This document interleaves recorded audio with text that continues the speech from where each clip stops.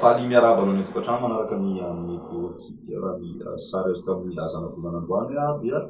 mitoetra trano zany avaratra azy amin'ny tapany avaratra atsinanany anosy iray manontolo iny atao anatin'ny telo andro avy dia mbola saika atsofovy amin'ny trano zany ny volon'androa eto a Madagasikara amin'ny ankapobeny ny andro moa zany na dia somary mangatsiatsika dia tsoka miova trano mandrafitry ny toetry ny andro ao anatin'izay raha ny toetrantsika ny rapisy maraina ary dia misy ny orana malefaka ho an'ny moatsiraky ny Analanjorofo mahazo ihany koa ny amin'ny faritry ny Vatovavy ary koa ny distriktan'ny Manoro any zany ny andro kosa maina ny andro aoriny fisavany zavona vao maraina ho an'ny ilany alefan'ny avoatany sy ny aty amin'ny avoatany iray manontolo zany siraka ny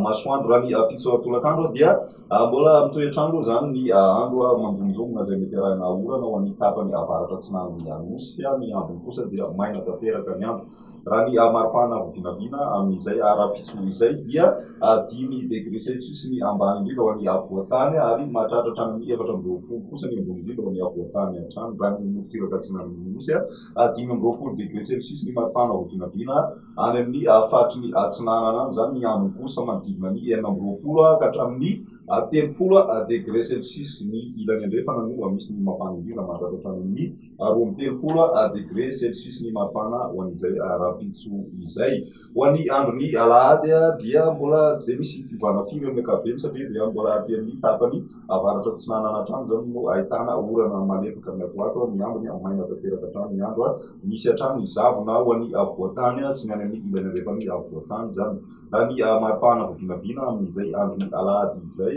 dia misy fiakarana kely ny ambany indrindra ho an'ny avoatany raha toka midina kely kosa ny ambony indrindra ho an'izay avoatany izay hatrany ny motiraka tsy zay misy fivana firy raha mitaha amin'ny androny sabosy ho an'ny androny alatsinainy dia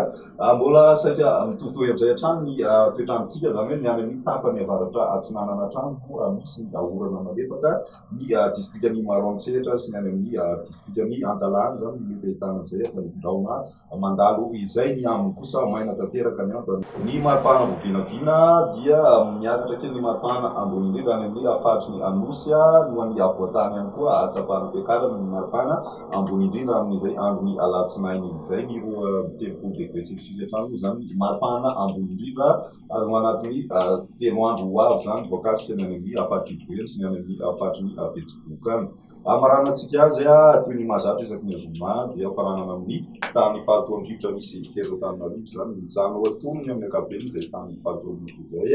nandritry n'ity herinandro ity saika manodidina ny fetra milina avokoa tsy ny refy rehetra voaray raha ny mandrafitry ny toetrandro atao anatin'ny 3 andro avy mijerena dia mijanona na antonony izay tany fahatondrivotra izay ho an'ny Antananarivo manokana dia izay indray ny meteotsika tamin'ity androany ity manasana ohatrany nandatsandreny